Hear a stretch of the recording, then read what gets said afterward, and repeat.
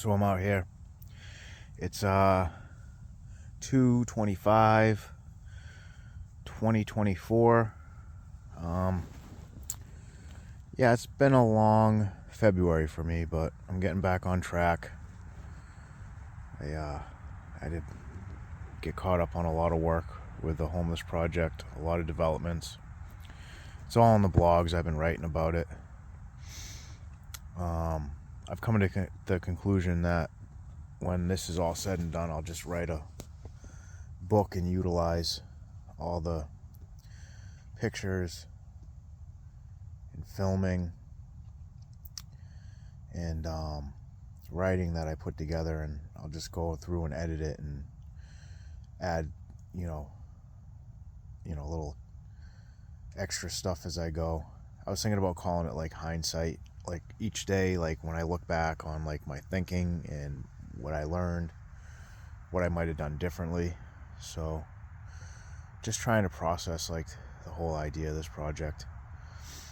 I couldn't find my urine bottle in here. I thought I'd left it, then I thought I might have dumped it and threw it away, but it slid underneath my mattress. Everything's at a slant in here because I'm on like a slight hill. I have tobacco. I don't smoke, but I'll roll cigarettes, so I have them when I go out in the street. When I'm talking to people, something that makes people happy. So, it's a good way to get to know them and, maybe find ways that I can help them. And this is my home. I have been staying with my girlfriend a lot, which I do feel guilty about. But, I'm going to start spending more time out here at my camp. I have it set up pretty good, right on the water. I got a parking spot that's hidden from the road so cops and other people can't see my truck. And I'm just out here. Tomorrow's another day of work. Karen Reed has her court date, if anybody knows about that. I've been following that for months now.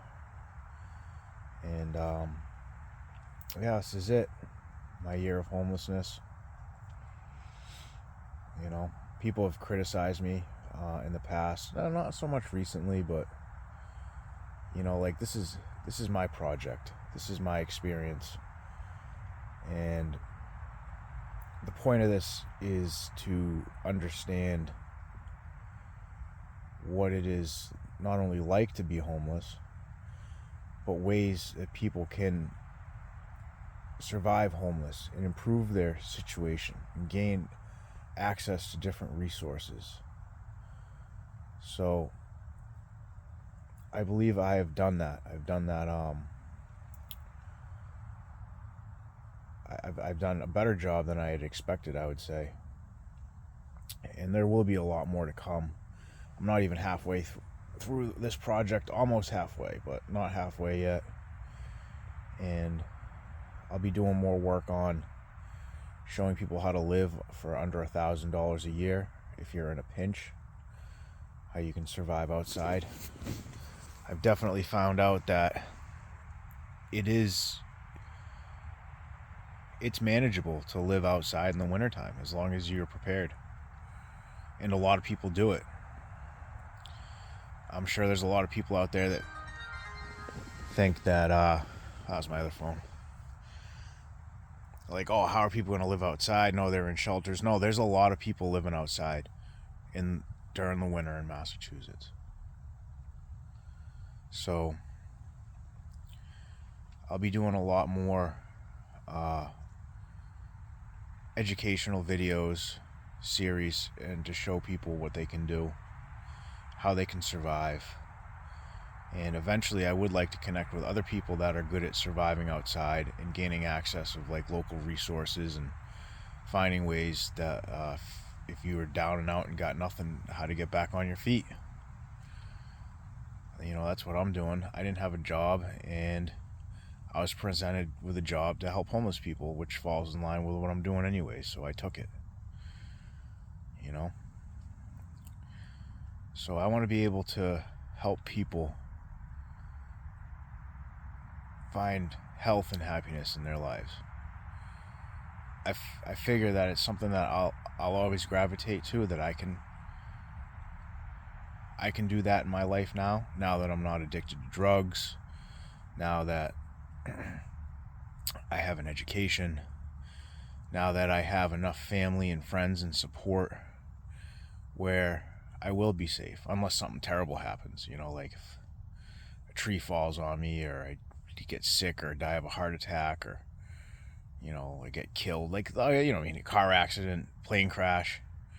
All kinds of bad things could happen to take my life away. But as long as I'm living, I'm confident that I'll have the support that I need. So considering that, it only makes sense that I use what I have to help others so that they can have the support and help that they need. Like Nick. Nick had almost nothing. He had a tent and a dog, and through, figuring out how to network, something I'm good at, and I gave him some advice on, he was able to get himself a car. Now, does that mean that, everything's hunky-dory? No, he's still struggling. Still has obstacles, but he's finding ways to solve his problems. Society can't just keep giving people fishes and hoping that they're going to learn how to fucking fish. We're going to have to come together and teach people how to fish. And that's my intent. So I'm about to wrap this up. It's a little windy. It's super creepy out here. Leaves are walking around, so I'm just gonna fade out in the night and the darkness here, and get up tomorrow and do it all over again. So good night.